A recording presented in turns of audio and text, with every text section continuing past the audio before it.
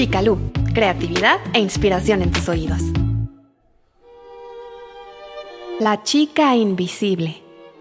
Un cuento de Mary Shelley, narrado por Ana Pasos. Además del clásico del terror gótico, Frankenstein o el moderno Prometeo, Mary Shelley escribió otras novelas, como Matilda y El último hombre, así como varias biografías e historias cortas. En esta ocasión, te traemos un fantástico cuento de la escritora británica nacida en 1797. Su título es La chica invisible, una historia de amor que tiene lugar en una misteriosa torre de la costa de Gales. Antes de comenzar, te pedimos que si disfrutas de nuestro contenido, no olvides suscribirte al canal. Actives la campana de notificaciones para que no te pierdas ninguno de nuestros videos, oprimas el botón de me gusta y nos compartas tus comentarios, pues así nos ayudas a seguir creando más y mejor contenido para ti. Ahora, sin más preámbulos, comencemos. Quiero dejar claro de antemano una cosa. Este relato no tiene la pretensión de exponer una historia fluida, ni desarrollar situaciones, ni examinar sentimientos. Se trata apenas de una tosca transcripción de los hechos, tal y como me lo confió una de las personas más modestas que se vieron involucradas. Mi propósito dista mucho de extraer una gran lección de vida. Me voy a limitar a narrar de la manera más ajustada que pueda cómo me asombró la visita a una torre en ruinas que encontré en la costa de Gales. Mi primera sorpresa fue que, aunque el interior era tan tosco como cabía esperar en una zona tan pobre y sometida a las guerras, el interior de la torre recordaba a una elegante casa de verano, pequeña y arreglada con amor. Consistía apenas en una planta baja, por la que se entraba a la casa, y en una habitación en el segundo piso a la que se llegaba por una escalera tan gruesa como una pared. La habitación estaba pavimentada y cubierta de alfombras, amueblada de manera muy elegante. Sorprendía la chimenea que, aunque se había dispuesto para preservar el apartamento de la humedad, contrastaba por su fino acabado con la tosquedad de la casa, su aislamiento y la desolación del paisaje circundante. Sobre la chimenea colgaba un cuadro también asombroso. El dibujo representaba a una niña encantadora, el emblema mismo del orgullo y la lozanía de la juventud. Llevaba un vestido sencillo, a la moda de principios del siglo XVIII. Su aspecto estaba embellecido por una mirada en la que se mezclaban en equilibrio la inocencia y la inteligencia, todo envuelto por un halo de serenidad y alegría naturales, sin artificio. Aparecía leyendo uno de esos romances que durante años constituían el deleite de las jóvenes entusiastas y espirituales. Estaba representada con una mandolina a los pies. La disposición de los muebles y su calidad ofrecían indicios de que la vivienda era lujosa, y su vestuario delataba una respetable vida de puertas adentro. Aunque algunos adornos y tocados sugerían que ya estaba en la edad de querer gustar. Debajo de la imagen se leía la inscripción La chica invisible. En aquel extraño paraje, rodeado de un país casi deshabitado, sin rumbo ni meta, encendí un fuego lúgubre y me dediqué a meditar con melancolía sobre mi vida. Pero también di gracias al cielo por la buena estrella de encontrar aquella casa. Era una ruina, pero ofrecía un estupendo refugio contra una tormenta que parecía a punto de estallar. Fue en aquel momento cuando asomó la cabeza de una anciana y desapareció como un fantasma. Pero un minuto después, escuché con mucha claridad una voz femenina que me llamaba desde un corredor que había escapado a mi examen inicial. Llegué a una habitación y me encontré con la anciana. Enseguida me invitó a pasar. Me acababa de levantar como cada día, temprano, para cuidar las cosas, cuando te he visto escapar de la tormenta. ¿Te quedarás aquí hasta que termine?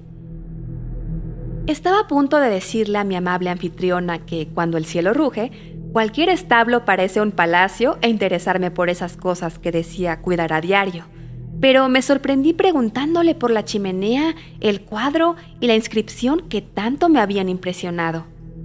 ¿Por qué llamaba invisible a una muchacha a la que habían pintado con unos colores tan vivos y agradables?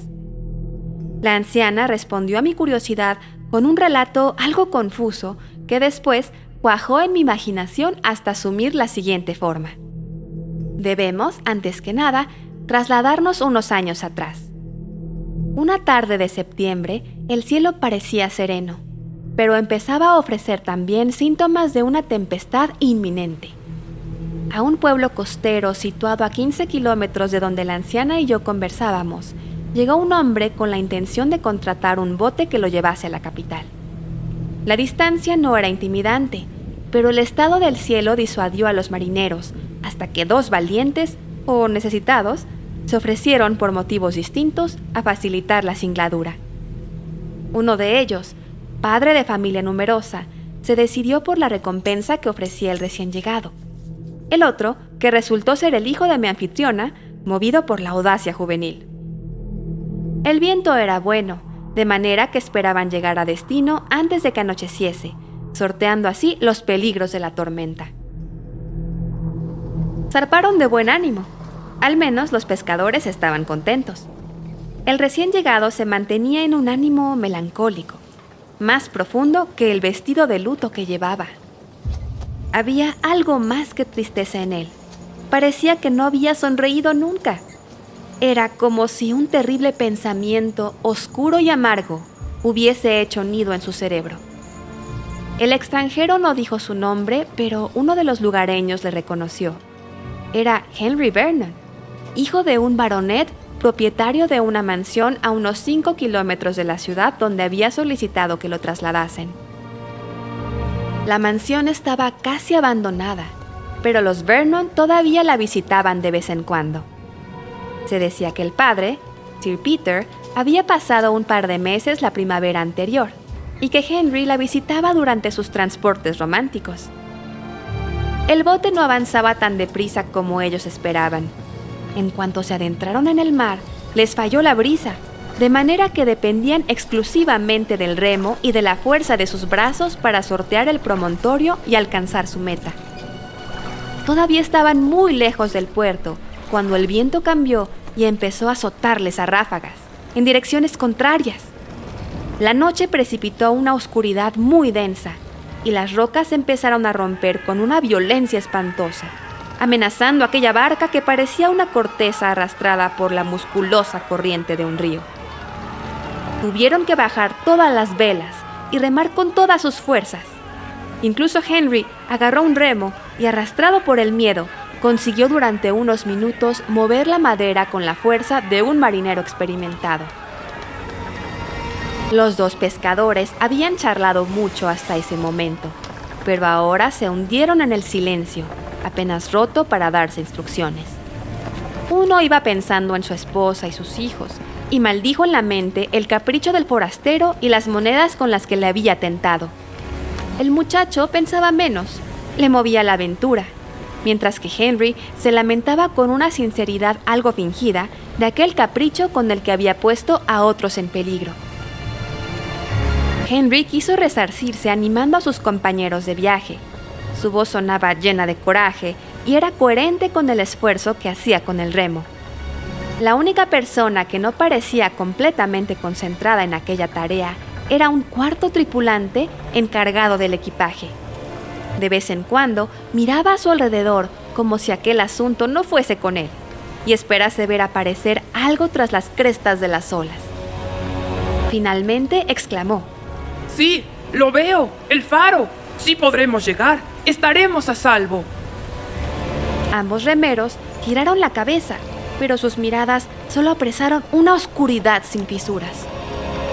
¡No puedes verlo!, gritó su compañero. ¡Pero nos estamos acertando! ¡Dios mío! Te pido que sobrevivamos esta noche. El marinero más experimentado no tardó en quitarle el remo a Henry. El joven baronet parecía agotado y ya no acertaba con el ritmo. Henry se levantó y buscó el faro que sostenía sus esperanzas. Aunque desprendía una luz débil, lo reconoció. A medida que avanzaban, la luz del supuesto faro iba aclarando el espacio. Su influencia transformaba el abismo de las aguas en una masa más acogedora. Una sensación de seguridad parecía emanar de aquella construcción. ¿Qué criatura benéfica nos ayuda cuando nos encontramos con dificultades?, preguntó Henry. Una hada buena, Respondió el viejo marinero. A veces, cuando la luz del faro nos alcanza, se prende un fuego benéfico en lo alto de una torre derrumbada que alguien construyó en la cima de una roca que mira hacia el mar. Esa es la luz que vemos ahora, porque desde aquí no puede verse el faro. Es un fenómeno nuevo. Nadie tenía constancia de esos fuegos y ahora nos ayudan cuando estamos en el mar. Por la localización de la torre, no podemos saber desde el pueblo si está encendida o no. Algunos dicen que ese fuego lo prenden contrabandistas. Otros dicen que lo encienden brujas. Pero no puedo decirle quién tiene razón.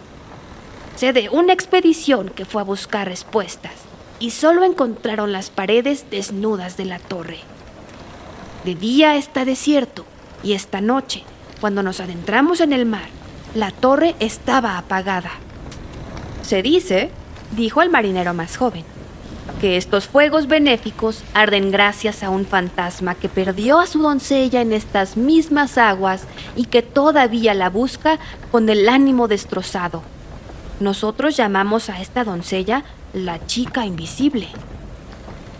El bote llegó al puerto bajo la torre.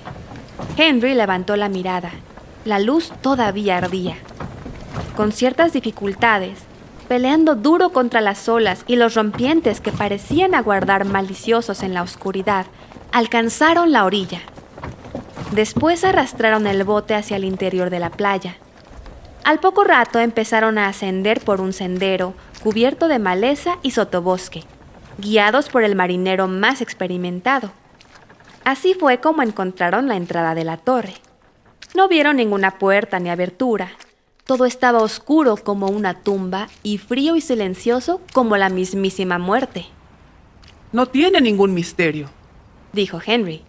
Seguramente la propietaria es quien manda encender la luz, si es que no la enciende ella misma, y así guía nuestros pasos hasta la salvación y la comodidad.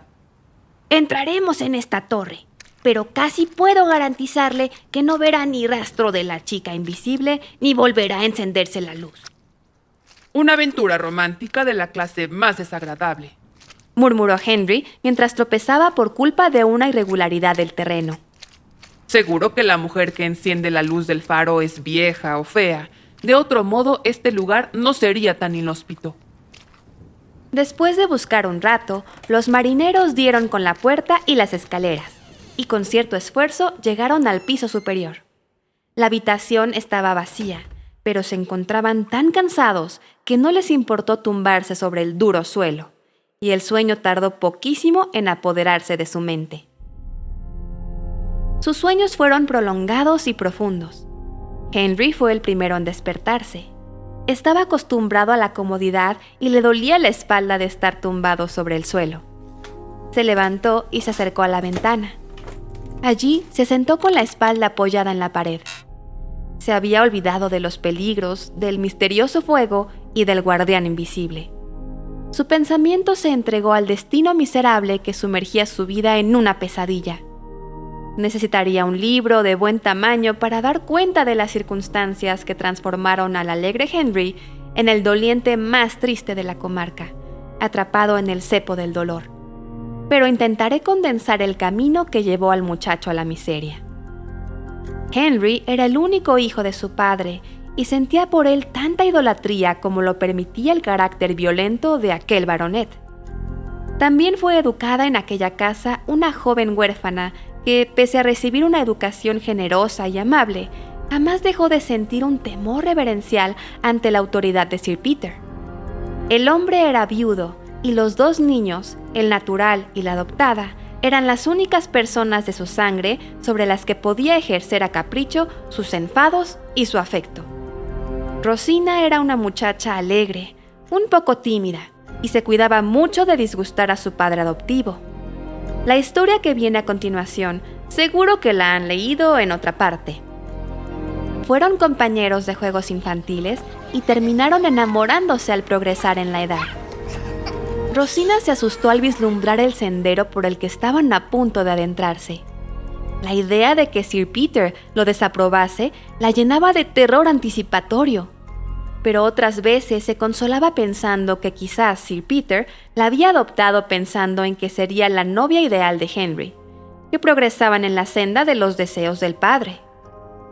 El muchacho estaba seguro de que no sería así, de manera que decidió esperar a que cumpliesen la mayoría de edad para proclamar su amor y casarse con Rosina.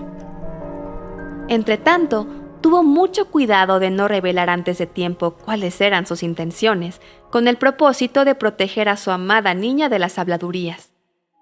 El viejo caballero era un hombre de campo, ciego ante las sutilezas del amor, de manera que ambos jóvenes siguieron creciendo sin que nadie les reprobase. Bastaba con que Rosina tocara la mandolina acompañada por alguna canción después de cenar para que Sir Peter se durmiese como mecido por un ángel. Con la excepción de las sirvientas, era la única mujer de la casa y podía disponer con mucha libertad de su tiempo. Las raras veces que el mal humor le regresaba a Sir Peter, Rosina lo calmaba con sus caricias y con palabras suaves. Aquel dulce temperamento había amansado la furiosa corriente de su carácter.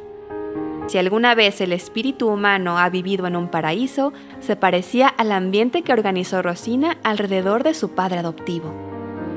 La muchacha vivía feliz por la presencia constante de Henry y por los mutuos sentimientos que circulaban entre ellos. Estaban tan seguros de su futuro que convirtieron su vida en un sendero de rosas bajo un cielo despejado. Pero de repente un personaje siniestro hizo su aparición en Vernon Place. Una viuda hermana de Sir Peter que, después de matar a su esposo y sus hijos aplicándoles dosis inhumanas de un temperamento terrible, llegó como una arpía dispuesta a devorar a su nueva víctima. Enseguida descubrió el afecto que los muchachos sentían el uno por el otro y no tardó en informar a su hermano y despertar su ira. A Henry se le envió de inmediato al extranjero. Sir Peter abrió la puerta de su casa para recibir a tantos admiradores de Rosina como pudo y la obligó a casarse con uno. La vida de Rosina se alteró por completo. Sometida a las burlas de la señora Bainbridge y a la renovada furia de un Sir Peter que se sentía traicionado. La chica solo podía oponer un silencio lloroso, pero inmutable. Asumió que iban a detestarla porque no podía cumplir con lo que pretendían para ella. «Hay algo oculto en todo este asunto», dijo la señora Bainbridge. «¿Pero puedes creerme cuando te digo que esta chica se escribe en secreto con Henry? Te propongo que la traslademos a Gales. Allí no tendrá un servicio que la apoye. En esas condiciones veremos lo que tarda en someterse a nuestra voluntad». Sir Peter consintió en este plan y los tres se instalaron en el viejo caserón de aspecto lúgubre, a la espera de seguir recibiendo pretendientes. En este momento, los sufrimientos de Rosina se volvieron intolerables. Antes, pese a la ausencia de Henry, por el amor que sentía por aquellos paisajes y gracias a la cercanía y las caras amables del servicio, era capaz de sobrellevarlo. No había desesperado ante el empuje de sus adversarios. Pero en cuanto la trasladaron a Gales, comprendió la naturaleza de su situación. Era una prisionera, y el corazón de sus captores parecía formado con la misma piedra que las montañas que les rodeaban. Se hundió. El único sirviente que tenía permiso para relacionarse con ella era la doncella de la señora Bainbridge, y si se acercaba era solo para propiciar el engaño que dejase en evidencia a Henry. Era tan sencillo engañar a una muchacha en su situación. La indujeron a escribir una carta desesperada a su prometido y que se la entregase a la taimada doncella. La carta habría reblandecido un pedazo de mármol. No mencionaba expresamente sus promesas, pero le pedía que intercediese ante su padre para relajar la insólita crueldad con que la trataba. La pobre niña se delató al escribir: «Me dejaré morir antes de casarme con otro». Aunque sospechaba el secreto, al ver las palabras escritas, la furia de Sir Peter se desencadenó tras haber pasado años dormida. La traidora doncella había puesto en manos de la cruel hermana la carta cuando la tinta todavía estaba fresca. La culpable fue convocada en presencia de Sir Peter. Lo que sucedió después no hubiese podido preverlo nadie. Los dos hermanos se pusieron a gritar y a aullar. Las breves réplicas de Rosina no lograron hacerse oír. No pasarás otra noche bajo mi techo. Vas a salir por esa puerta, le dijo Sir Peter, entre otras palabras terribles que ni la chica ni el servicio habían escuchado nunca. Y cuando el fuego parecía que ya no podía incrementarse más, la señora Bainbridge se las ingeniaba para echar un poco más de leña. Puede decirse que a Rosina la echaron de casa y que, cuando empezó a recorrer el camino sin rumbo claro, estaba más muerta que viva. Nadie en la casa estaba seguro de si obedecía una orden directa de Sir Peter o las insinuaciones de su hermana, pero un criado la vio cruzar el parque, llorando y retorciéndose las manos mientras se alejaba de la casa. Lo que pasó después con ella tampoco lo sabe nadie. No informaron a Sir Peter de la desaparición hasta el día siguiente, y al enterarse de que la decisión de marcharse no era algo pasajero, sino una huida, el viejo decidió salir a recorrer los caminos hasta encontrarla. Aunque Sir Peter trató de impedir el matrimonio de su único hijo con la huérfana, lo cierto es que su corazón seguía amando a la muchacha. Las circunstancias desviaron la mitad de su ira contra sí mismo. Cuando el mensajero regresó sin noticias, el remordimiento llevaba ya horas pinchándole. No se atrevió a confesar sus peores temores, ni siquiera a sí mismo. Pero cuando su hermana empezó a hablar tratando de endurecer un poco más su corazón, le gritó: Es probable que hayas matado a esa muchacha con tus viles ideas, desvergonzada. Acompañó estas palabras de una mirada terrible para aterrorizarla. Se convenció de que la oscura y violenta corriente del río se había tragado a su muchacha. Al darse cuenta de que todos sus esfuerzos resultaban infructuosos, Sir Peter decidió regresar a la ciudad, atormentado por el recuerdo de la víctima. Se reconoció a sí mismo que daría su vida por volver a ver a la muchacha. También le daba pavor el momento de reencontrarse con su hijo Henry y de responder a sus preguntas, porque en cuanto informaron por carta a Henry de la desaparición de Rosina, el muchacho expresó su deseo de regresar a casa de inmediato.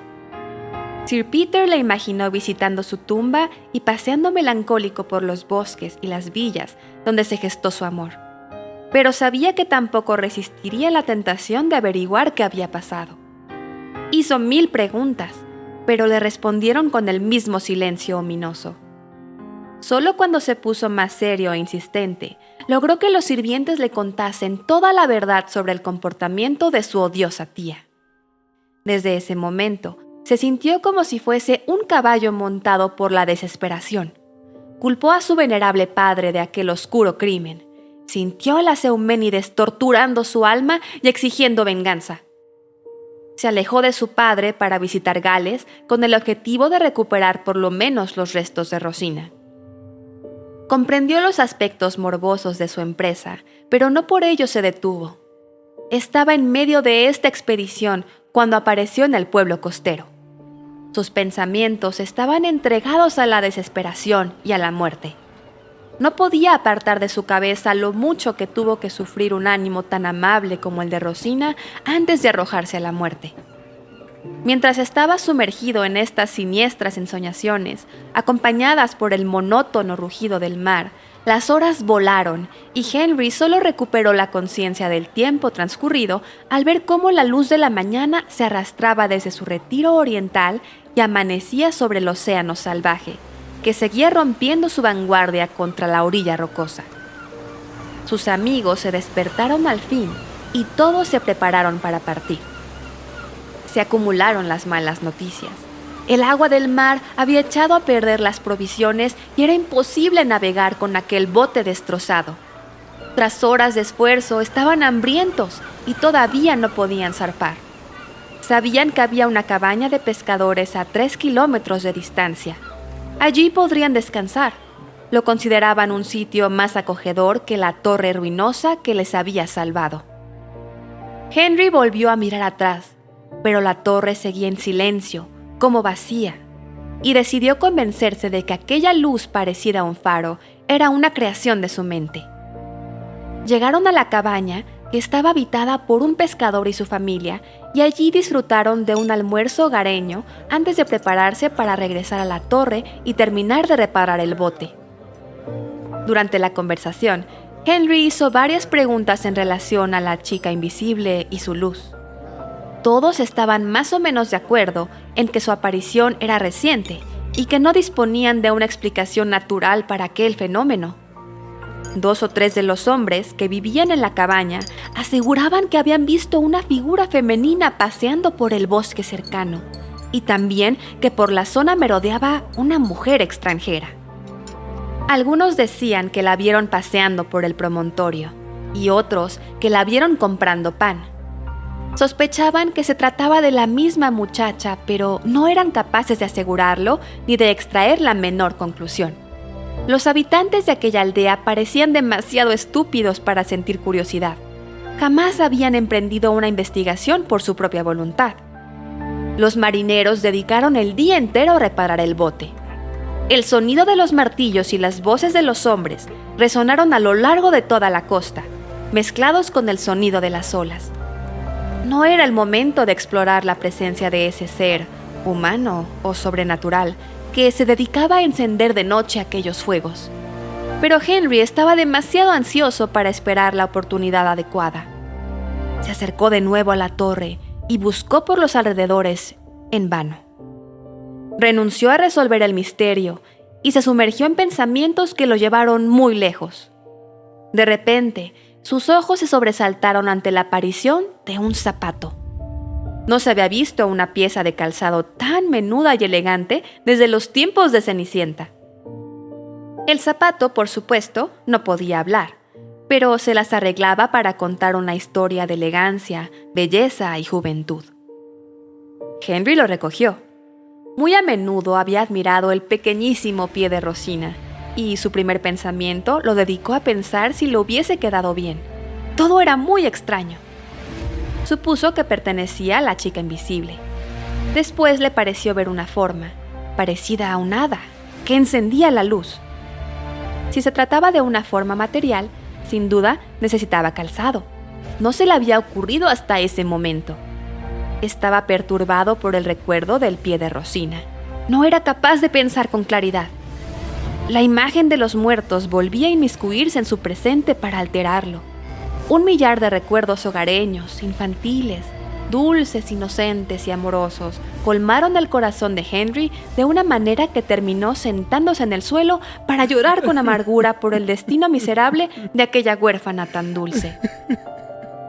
Al caer la noche, los hombres abandonaron el trabajo y Henry regresó con ellos a los catres donde iban a dormir. La intención era proseguir el viaje, si el tiempo lo permitía, al día siguiente. Henry no dijo una palabra sobre la zapatilla cuando se vio rodeado de sus toscos acompañantes. A menudo echaba la vista atrás, pero siempre veía la torre oscura sobre las aguas oscuras y ninguna luz se encendía.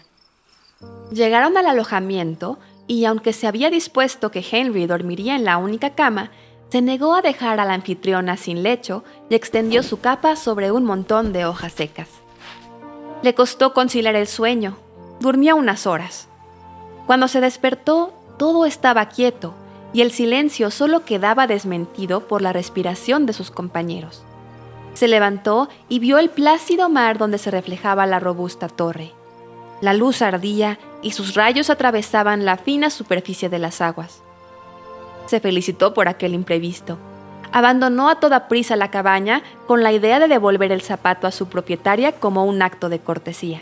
Y esperaba lograrlo antes de que la chica pusiese en práctica su talento para la desaparición. Llegó a la puerta de la torre y entró. Todo estaba en silencio, todo estaba a oscuras. En la habitación de abajo ya le pareció escuchar un sonido. Pero subió los escalones y entró al segundo piso. Su mirada se encontró con una oscuridad completa. Era una noche sin estrellas. Cerró los ojos para abrirlos de golpe e intentar captar un nervio de luz. El empeño fue en vano. Tanteó la habitación a ciegas, se quedó quieto y contuvo la respiración. Después escuchó atentamente y se convenció de que allí dentro había otra persona. Creyó escuchar una respiración, estaba convencido, pero dudó sobre lo que debía decir. Creo que solo una gran desgracia ha podido encerrarte aquí, y que quizás te convenga recibir la ayuda de un caballero. Una exclamación la interrumpió. Una voz que salía de una tumba pronunció su nombre. Reconoció de inmediato la voz de Rosina. Henry, ¿es a Henry a quien escucho? Henry se abalanzó hacia el sitio donde le parecía escuchar la voz. Se movió rápido y consiguió atrapar a su chica invisible. Pero enseguida tuvo el presentimiento de quién era. Su corazón empezó a latir intensamente mientras la sujetaba con el brazo de la cintura. Las sombras le cubrían los rostros y la emoción le sellaba las gargantas. Pero el instinto comprendió enseguida quién era la forma viva de aquella presencia tan añorada. El corazón se le llenó de una tumultuosa alegría. La mañana descubrió el inesperado reencuentro de la pareja, los dos en la balsa, navegando sobre un mar plácido de regreso a la casa de Sir Peter. El mismo paraje al que 3 meses antes la chica invisible había renunciado aterrorizada. La luz de la mañana disipó las últimas sombras e iluminó la belleza indiscutible de la bella Rosina. Su rostro no era tan inocente como antes. El sufrimiento y la aflicción habían impreso su huella, pero la misma sonrisa dulce jugaba en sus labios, y la luz que desprendían sus ojos azules eran los de siempre. Henry le enseñó el zapato gracias al que había resuelto el misterio. Incluso en este momento de euforia por el reencuentro, no se atrevía a preguntar cómo había sobrevivido en aquel lugar tan desolado. Cuando al fin lo hizo, vio que el terror se apoderaba del rostro de Rosina y escuchó cómo la chica susurraba con una voz muy débil. Fue por la amenaza de tu padre, por sus terribles maldiciones. Parecía como si la agresividad de Sir Peter, combinada con la crueldad de la señora Bainbridge, hubiesen dejado una huella muy profunda en el ánimo de Rosina, que la muchacha no pudiese recordarle sin revivir el horror. La verdad fue saliendo despacio. Había huido de su casa sin el menor plan, impulsada por un miedo abrumador, sin dinero en el bolsillo, ni la menor posibilidad de regresar a una casa donde la aborrecían. Claro que, ¿a dónde podía ir? Su único amigo en el mundo era Henry, pero ir en busca de Henry podría provocar una desgracia mayor. ¿No le había dicho Sir Peter que prefería verlos antes dentro de 2 ataúdes que casados?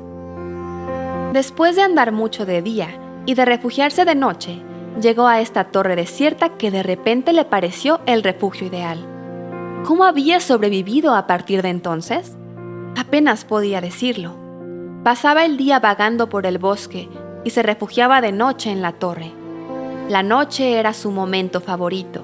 Le parecía que la oscuridad, en lugar de asustarla, le proporcionaba seguridad. No sabía que Sir Peter había abandonado Gales y temía que, si se dejaba ver demasiado, pudiera descubrirla.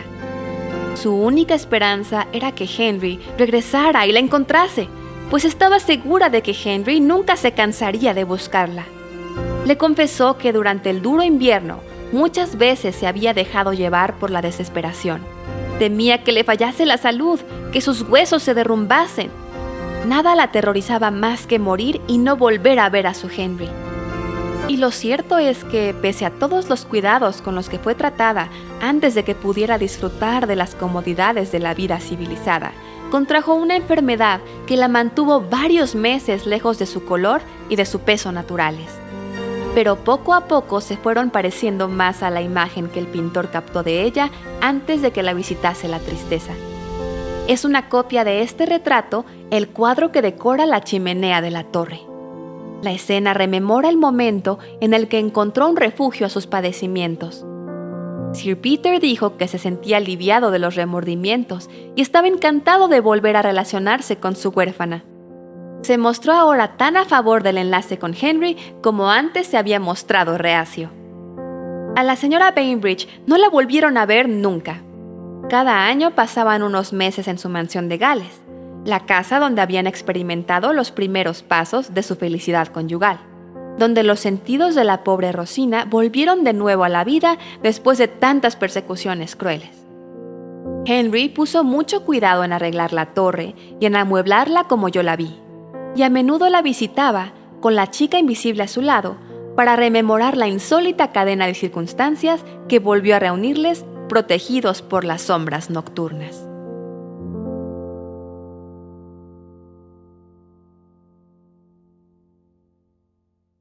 Si disfrutaste este audiocuento, no olvides suscribirte a nuestro podcast, visitar nuestro sitio, vicalu.com, y seguirnos en redes sociales.